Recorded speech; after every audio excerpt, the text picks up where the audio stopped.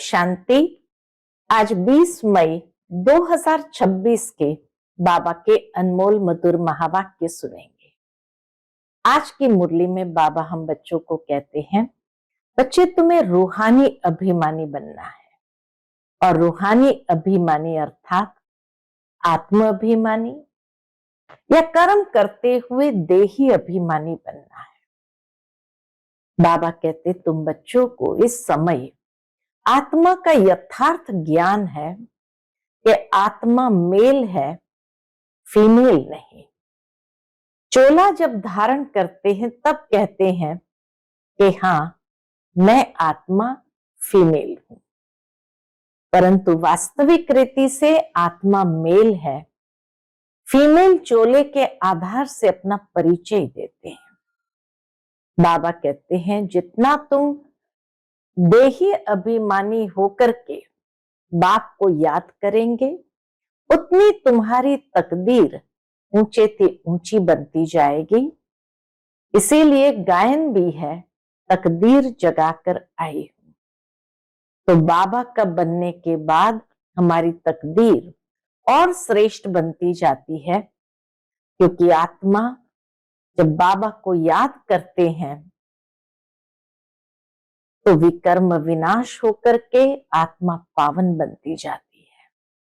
इसीलिए तकदीर श्रेष्ठ बनती जाती है। तो सुनते हैं आज के बाबा के अनमोल मधुर महावाक्य। ओम शांति। मीठे बच्चे, अपने आप से पूछो कि मैं कितना समय बाप की याद में रहता हूं। देही अभिमानी स्थिति कितना समय रहती है। आज की मुरली से प्रश्न है, तकदीरवान बच्चे ही बाप का कौन सा डायरेक्शन पालन करते हैं। उत्तर है बाप का डायरेक्शन है, मीठे बच्चे आत्म अभिमानी भव। तुम सब आत्माएं मेल हो, फीमेल नहीं। तुम आत्मा में ही सारा पार्ट भरा हुआ है। अब यही मेहनत व अभ्यास करो कि हम कैसे देही अभिमानी रहे। यही ऊंची मंजिल है। आज की मुरली से पहले गीत बजा है, तकदीर जगाकर आई। ओम शांति। मीठे मीठे रूहानी बच्चों ने गीत सुना।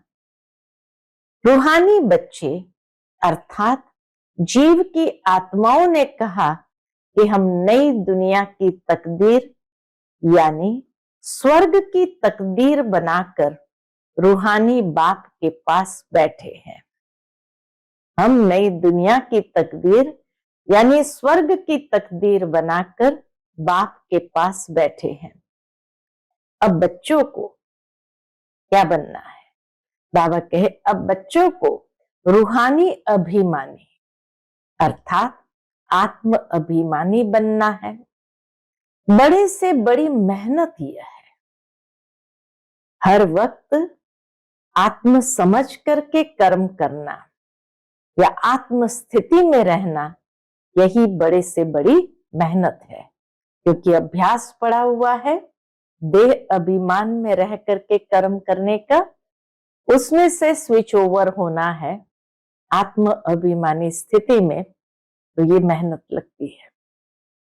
बाबा कहते अपने को आत्मा समझो और ऐसे समझो मुझ आत्मा ने 84 जन्म लिए हैं।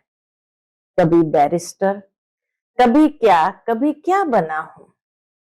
आत्मा मेल है, सब ब्रदर्स है, न कि सिस्टर्स। आत्मा कहती है यह मेरा शरीर है, तो उस हिसाब से आत्मा मेल, ये शरीर फीमेल हो गया। चोला जैसा है वैसे अपना परिचय देते हैं। तो भले आत्मा मेल है लेकिन शरीर फीमेल हो गया। हर बात को अच्छी रीति समझना है। बाप बड़ी विशाल महीन बुद्धि बनाते हैं। बाबा का बनते ही बाबा हमारी बड़ी विशाल महीन बुद्धि बनाते हैं। अब तुम जानते हो मुझ आत्मा ने 84 जन्म लिए हैं। संस्कार अच्छे व बुरे आत्मा में रहते हैं। उन संस्कारों अनुसार शरीर भी ऐसा मिलता है। सारा मदार आत्मा पर है। ये बहुत बड़ी मेहनत है। जन्म जन्मांतर लौकिक बाप को याद किया, अब पारलौकिक बाप को याद करना है। अपने को घड़ी घड़ी आत्मा समझना है। हम आत्मा ये शरीर लेते हैं। अभी हम आत्माओं को बाप पढ़ाते हैं। यह है रूहानी ज्ञान। हम आत्माओं को बाप पढ़ाते हैं। यह है रूहानी ज्ञान जो रूहानी बाप देते हैं। पहली पहली मुख्य बात बच्चों को देही अभिमानी हो रहना है। देही अभिमानी हो रहना ये बड़ी ऊंची मंजिल है। बाबा कहते देही अभिमानी हो रहना ये बड़ी ऊंची मंजिल है। ज्ञान उच्च नहीं है। ज्ञान में मेहनत नहीं है। ज्ञान को समझना मेहनत नहीं है। सृष्टि चक्र को जानना यह है हिस्ट्री ज्योग्राफी। ऊंच से ऊंच बाप है, फिर है सूक्ष्म वतन में देवता है। ये ज्ञान की बातों को समझना सहज है। सृष्टि चक्र के आदि मध्य अंत को जाना, हिस्ट्री ज्योग्राफी, सूक्ष्म वतन के देवताओं को समझा। वर्ल्ड की हिस्ट्री ज्योग्राफी तो मनुष्य सृष्टि में होती है। मूल वतन सूक्ष्म वतन में कोई हिस्ट्री ज्योग्राफी नहीं है। वह है शांति धाम। सतयुग है सुख धाम, कलयुग है दुख धाम। यहां रावण राज्य में किसको शांति मिल नहीं सकती। ये सारी ज्ञान की बातों को समझना कोई बड़ी बात नहीं है। बाबा कहते अब तुम बच्चों को ज्ञान मिला है। हम आत्मा है ही शांति धाम में रहने वाली। ये ऑर्गन्स कर्म करने के लिए है। चाहे कर्म करे चाहे न करे, हम तो आत्मा है। हमारा स्वधर्म शांति है। कर्म योगी है ना, कर्म भी जरूर करना है। कर्म सन्यासी कभी हो नहीं सकते। यह भी इन सन्यासियों का पार्ट है। दुनिया में जो सन्यासी है उनका भी अपना एक पार्ट है। घर बार छोड़ जाते हैं, खाना नहीं पकाते, गृहस्थियों से भिक्षा मांगते हैं, फिर भी उन गृहस्थियों के पास खाते हैं ना। बाबा कहे गृहस्थियों से भिक्षा मांगते हैं, फिर भी उन गृहस्थियों के पास खाना खाते हैं ना। घर बार छोड़कर कर्म तो फिर भी करते हैं। कर्म सन्यास तो हो नहीं सकता है। भले कहलाते हैं सन्यासी, घर बार छोड़ा इसलिए, बाकी कर्म सन्यासी तो हो नहीं सकते। कर्म सन्यास तब है जब आत्मा शांति धाम में रहती है। कर्म धाम में है तो वहां न देह है न देह के कर्म, तो वहां कर्म सन्यासी होकर के रहते हैं। वहां कर्मेंद्रिया ही नहीं है तो कर्म कैसे करेंगे। इसको कर्म क्षेत्र कहते हैं। कर्म क्षेत्र पर सबको आना पड़ता है। वह है शांति धाम अथवा मूल वतन। ऐसे नहीं कि ब्रह्म में आत्मा को लीन होना है। आत्माएं शांति धाम में रहने वाली है, फिर यहाँ कर्म क्षेत्र पर पाठ बजाने आती है। यह है डिटेल की बातें। नक्शल में तो कहते हैं अपने को आत्मनिश्चय करो और बाप को याद करो तो विकर्म विनाश हो जाए। इसको ही भारत का प्राचीन योग कहा जाता है। वास्तव में इनको योग भी नहीं, याद कहना चाहिए। बाबा कहते इस योग को योग भी नहीं, याद कहना चाहिए। याद में ही मेहनत है, इसमें ही मेहनत है। योगी बहुत कम बनते हैं। योग की शिक्षा पहले चाहिए, बाद में ज्ञान। पहले पहले है बाप की याद। बाप कहते हैं, क्या कहते हैं? देही अभिमानी बनो। आज बाबा बार बार हमारा ध्यान खिंचवाते हैं, बच्चे देही अभिमानी बनो। यह है रूहानी याद की यात्रा, ज्ञान की यात्रा नहीं, याद की यात्रा कहेंगे। इसमें बहुत मेहनत करनी पड़े, याद की यात्रा में बहुत मेहनत करनी पड़े। कोई भी भल बीके कहलाते हैं, परंतु बाप को याद नहीं करते। बाप आकर ब्रह्मा द्वारा तुम बच्चों को देही अभिमानी बनाते हैं। यह देह अभिमानी थे, बाबा कहते यह देह अभिमानी थे, अभी देही अभिमानी बनने का पुरुषार्थ चल रहा है। ब्रह्मा बाबा सहित आदि में जो भी सभी आए, सब देह अभिमानी थे। बाबा कहे फिर पुरुषार्थ किया देही अभिमानी बनने का। ब्रह्मा कोई भगवान नहीं है, यह तो सब मनुष्य मात्र पतित है, पावन श्रेष्ठाचारी एक भी नहीं। आत्मा के लिए ही कहा जाता है पुण्य आत्मा पाप आत्मा। मनुष्य भी कहते हैं मेरी आत्मा को तंग नहीं करो, परंतु समझते नहीं कि मैं कौन हूं। जब कहते हैं मेरी आत्मा को तंग नहीं करो, तो समझते नहीं कि मैं कौन हूं। पूछा जाता है, हे जीव की आत्मा, तुम क्या धंधा करते हो? कहेंगे मैं आत्मा इस शरीर द्वारा फलाना धंधा करता हूं। तो पहले पहले यह निश्चय कर बाप को याद करो। यह रूहानी नॉलेज सिवाय बाप के कोई भी दे न सके। बाप आकर देही अभिमानी बनाते हैं। ऐसे नहीं कि ज्ञान में कोई तीखे जाते हैं तो वह पक्के देही अभिमानी बने हैं। बाबा कहते ऐसे नहीं, कोई ज्ञान में तीखे जाते हैं तो वह पक्के देही अभिमानी बने हैं।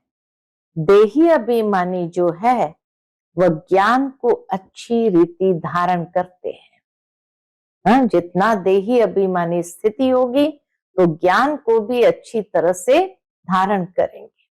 बाकी तो बहुत है जो ज्ञान को अच्छी रीति समझते हैं, परंतु शिव बाबा की याद भूल जाते हैं।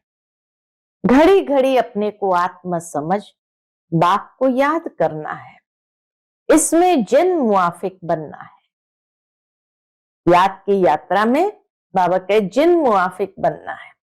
जिन की कहानी है, बाप भी ये काम देते हैं, मुझे याद करो नहीं तो माया तुझे खा जाएगी।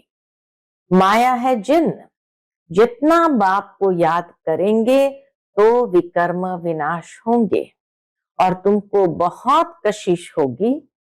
माया उल्टा बनाकर तुमको बहुत तूफान में ले आएगी।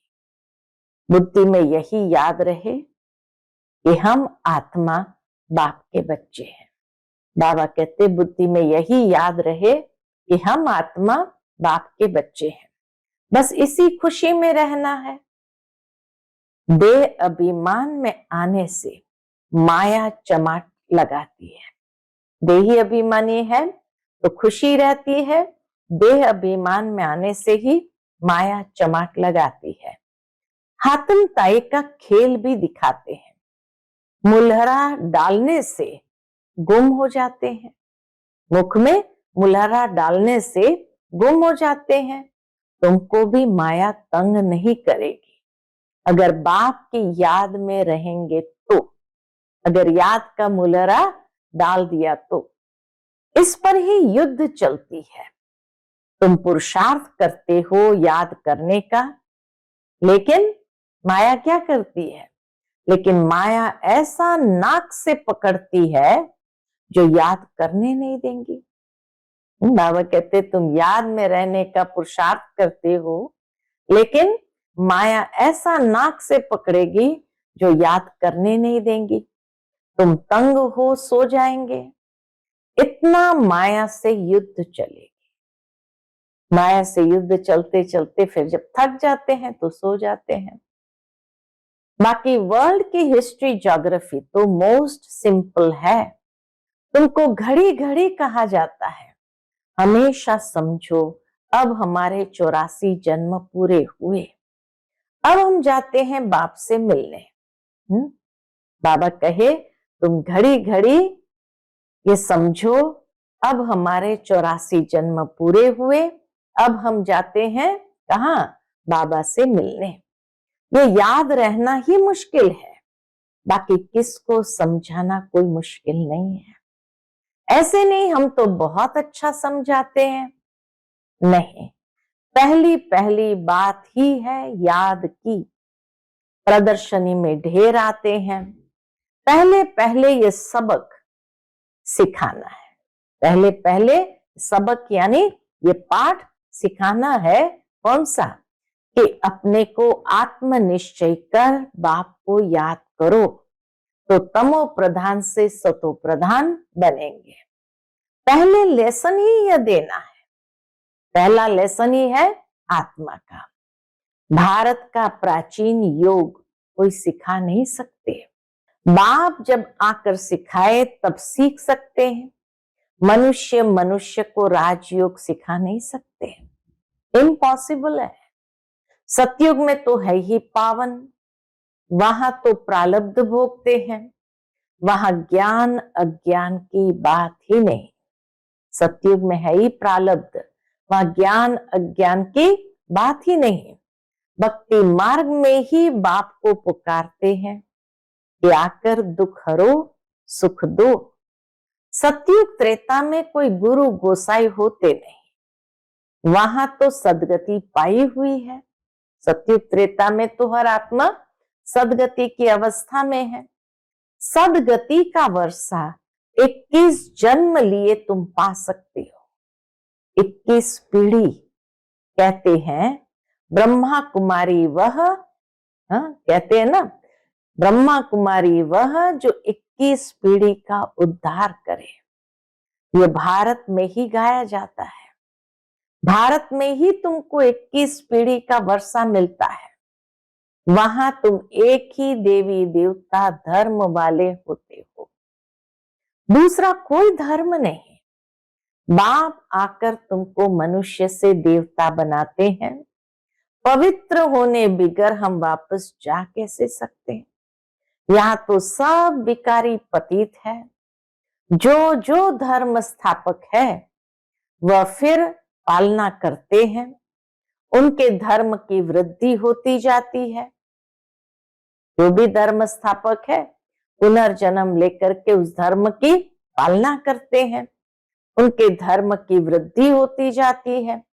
वापस कोई भी जा नहीं सकता, एक भी एक्टर वापस जा नहीं सकता।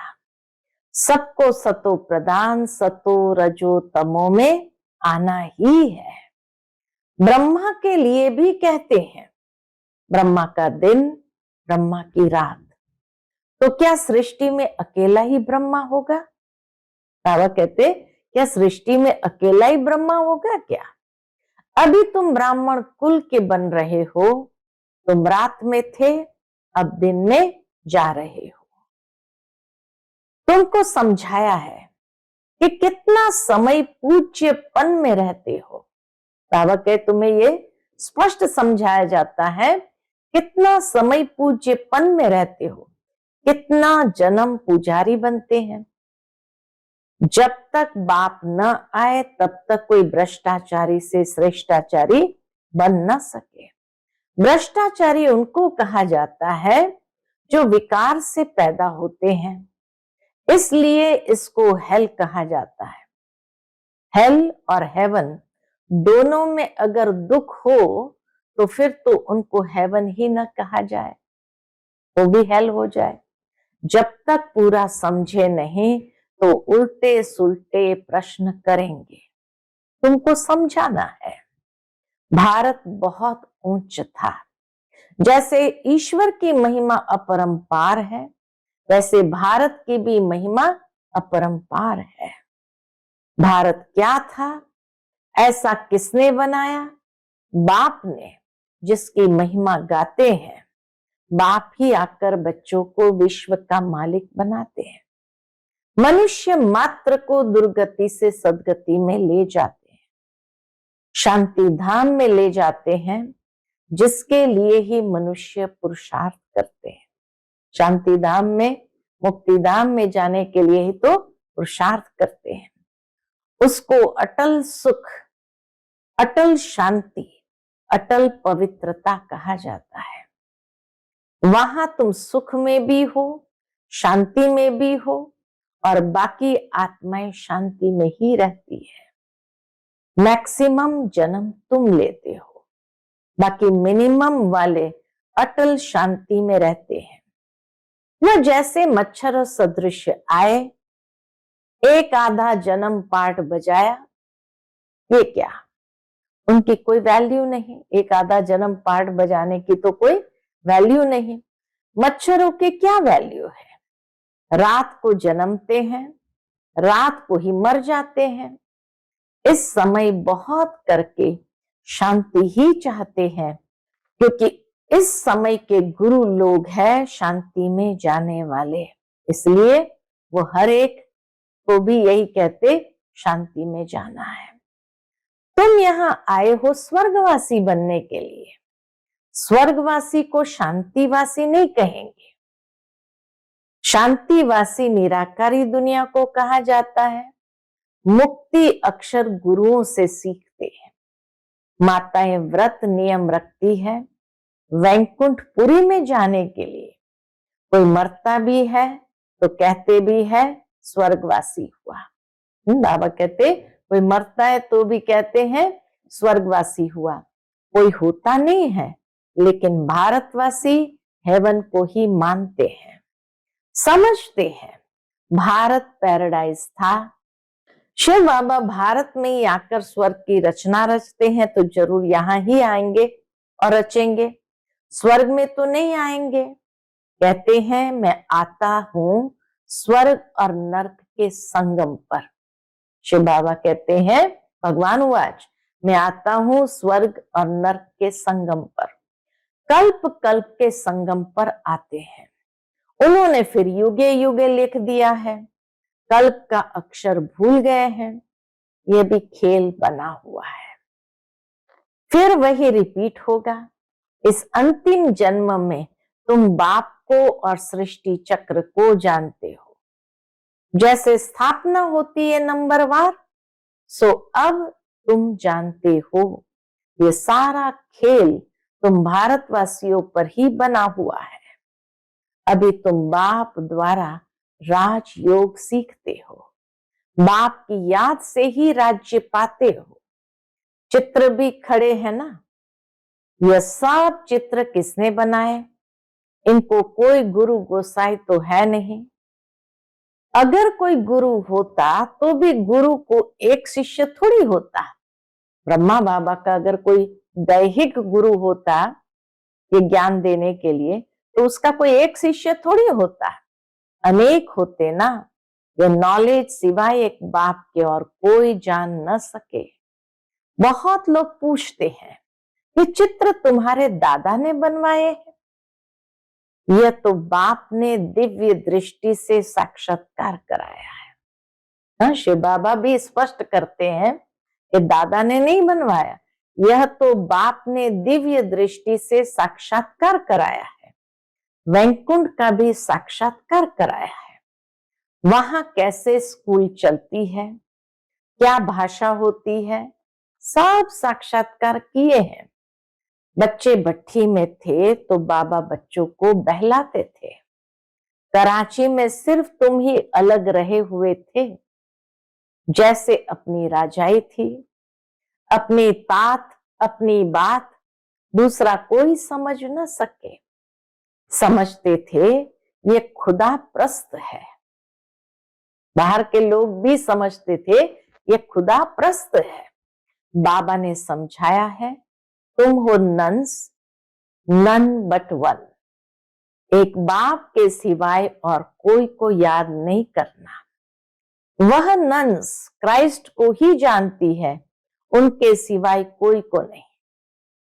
तुम जानते हो वर्षा एक शिव बाबा से मिलता है। शिव बाबा तो है बिंदी, वह भी कोई द्वारा ही समझाएंगे ना। बिंदी कैसे समझाएंगे? कोई के द्वारा ही समझाएंगे ना। प्रजापिता ब्रह्मा तो जरूर यहाँ होगा। बाप कहते इनके बहुत जन्म के अंत के जन्म में पतित शरीर में प्रवेश करता।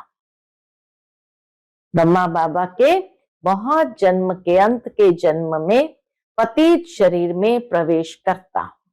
अच्छा, मीठे मीठे सिकिलधे बच्चों प्रति माता पिता बाप दादा का याद प्यार और गुड मॉर्निंग। रूहानी बाप की रूहानी बच्चों को नमस्ते। हम सब रूहानी बच्चों की रूहानी माता पिता बाप दादा को याद प्यार गुड मॉर्निंग और नमस्ते नमस्ते। शुक्रिया बाबा, शुक्रिया। आज की मुरली से धारणा के लिए मुख्य सार है।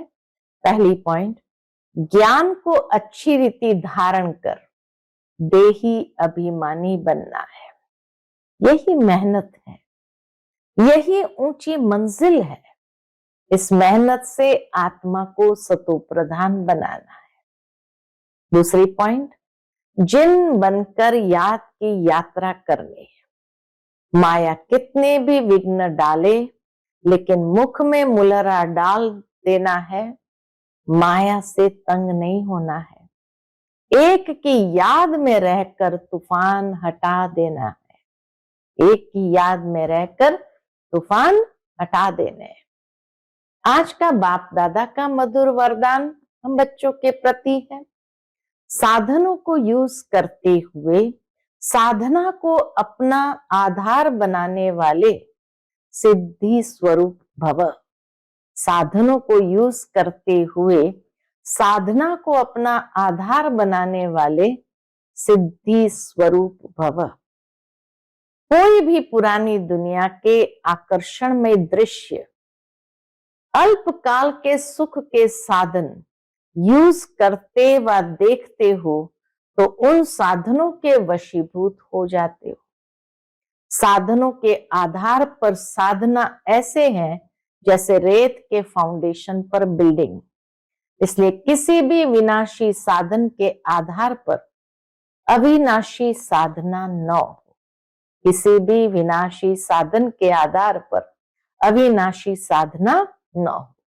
साधन निमित्त मात्र है और साधना निर्माण का आधार है। इसलिए साधना को महत्व दो तो साधना सिद्धि को प्राप्त कराएगी। कितनी सुंदर बात, साधना सिद्धि को प्राप्त कराएगी।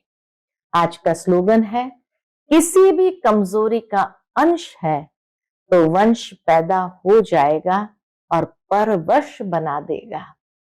किसी भी कमजोरी का अंश है तो वंश पैदा हो जाएगा और परवश बना देगा। आज का व्यक्त इशारा है, सदा अचल अडोल एक रस स्थिति का अनुभव करो। उसके अंतर्गत बाबा कहते, बुद्धि को एक ठिकाने पर टिकाने की जो युक्ति मिली है वह स्मृति में रखो। बुद्धि को एक ठिकाने पर टिकाने की जो युक्ति मिली है वह स्मृति में रखो। हिलने न दो। देह और देह की दुनिया से न्यारे बन। युक्ति क्या मिली है? देह और देह की दुनिया से न्यारे बन। मन बुद्धि के विमान से सेकंड में आकारी और निराकारी स्थितियों को अनुभव करो। बुद्धि को हिलने न दो, नहीं तो युद्ध में समय बहुत व्यर्थ जाता है। जैसे तपस्वी सदैव आसन पर बैठते हैं, वैसे अपनी एक रस स्थिति के आसन पर विराजमान रहो, तब भविष्य सिंहासन मिलेगा। एक रस स्थिति के आसन पर विराजमान रहो, तब भविष्य सिंहासन मिलेगा। अच्छा, ओम शांति।